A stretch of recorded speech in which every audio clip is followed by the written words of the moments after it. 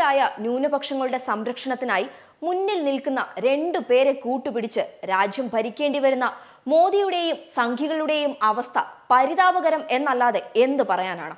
മുസ്ലിങ്ങൾക്ക് വേണ്ടി രാജ്യത്തെ സമ്പത്ത് ഒഴുക്കുന്നവരാണ് കോൺഗ്രസ് എന്ന് ഉറക്കെ വിദ്വേഷം കിട്ടുന്ന വേദികളിൽ വിളമ്പി വോട്ട് നേടാമെന്ന് കരുതിയ മോദിക്ക് അത് വലിയ തിരിച്ചടിയായി. കൂടുതൽ ആരും ശ്രദ്ധിക്കാതിരുന്ന ഇന്ത്യ സഖ്യത്തിന്റെ പ്രകടന പത്രിക ഇഴകീറി പരിശോധിച്ച് കൂടുതൽ പേരിലേക്ക് എത്തിയത് ഇന്ത്യ സഖ്യത്തിന് ഗുണമായി. എന്നാൽ ഇതിന്റെ ഇടയിൽ BJP കൂടെ TDP ജനസേന സഖ്യത്തിൽ മത്സരിച്ച ആന്ധ്രാപ്രദേശിലെ പ്രകടന പത്രിക നോക്കാൻ സംഘികൾ വിട്ടുപോയത് അവർക്ക് തന്നെ എട്ടിന്റെ പണിയായിട്ടുണ്ട്. ദേശീയ രാഷ്ട്രീയത്തിൽ ഇപ്പോൾ കിങ് മേക്കർ ആയിരിക്കുന്ന TDP നേതാവ് ചന്ദ്രബാബു നായിഡുവും ജനസേനയും BJPയും സഖ്യത്തിൽ മത്സരിച്ച ആന്ധ്രാപ്രദേശിലെ പ്രകടന പത്രിക എന്തായാലും സംഘികൾക്ക് ഉൾക്കൊള്ളാൻ കഴിയില്ല എന്ന് ഉറപ്പാണ്.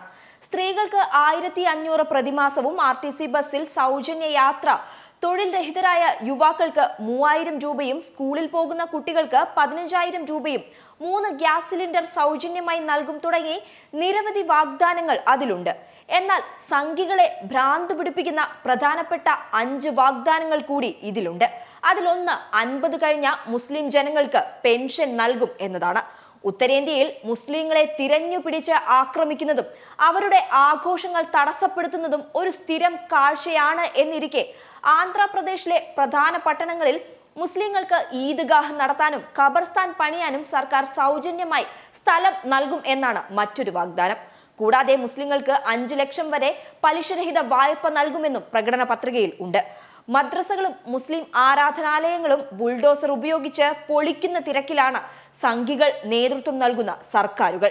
എന്നാൽ NDA സഖ്യകക്ഷികളുടെ പ്രകടന പത്രികയിലെ മറ്റൊരു പ്രധാനപ്പെട്ട വാഗ്ദാനം എന്നത് 5000 രൂപ മാസവും 1 ലക്ഷം രൂപ വരെ ഒറ്റത്തവണയായും പള്ളികളിലെ മെയിൻ്റെനൻസിന് വേണ്ടി നൽകും എന്നതാണ്.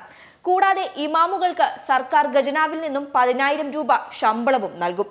ഇത്രയധികം വാഗ്ദാനങ്ങളുടെ പെരുമഴ മുസ്ലിം വിഭാഗത്തിന് വേണ്ടി നൽകുന്ന പാർട്ടിയായ TDP, ജനസേന എന്നീ പാർട്ടികളുടെ പിന്തുണയോടെ രാജ്യം ഭരിക്കേണ്ടി വരുന്ന മോദിയുടെ അവസ്ഥ എന്താണ് എന്നാലോചിക്കുമ്പോൾ ചിരി തന്നെയാണ് വരുന്നത്.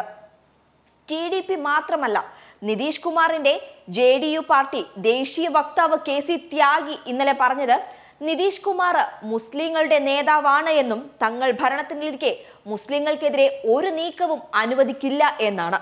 ഇങ്ങനെ മുസ്ലിം മതവിഭാഗത്തെ സംരക്ഷിക്കുന്ന നിലപാടുകൾ പരസ്യമായി വിളിച്ചു പറയുന്ന 2 നേതാക്കളുടെ പാർട്ടിയുമായി സഖ്യം ചേർന്ന് ന്യൂനപക്ഷ വേട്ട നടത്തുന്ന മോദിയും കൂട്ടരും എങ്ങനെ സമാധാനത്തിൽ രാജ്യം ഭരിക്കുമെന്ന് കാത്തിരുന്ന് കാണാം. ഏകാധിപതിയായി രാജ്യം ഭരിച്ചിരുന്ന മോദിയും കൂട്ടരും ചക്രശ്വാസം വലിക്കുമെന്ന കാര്യത്തിൽ ഒരു സംശയവുമില്ല. വേലിയിൽ കിടന്നതിനെ തോളിൽ വെച്ച അവസ്ഥയിലാണ് മോദിയും കൂട്ടരും. ഏത് നിമിഷം വേണമെങ്കിലും തിരിഞ്ഞു കൊത്തുന്നവരുമായാണ് ഭരിക്കാൻ ഇറങ്ങുന്നത്. അതുകൊണ്ട് 5 വർഷം തികയ്ക്കുമോ എന്ന് കാത്തിരുന്ന് കാണാം. News desk public Kerala pro.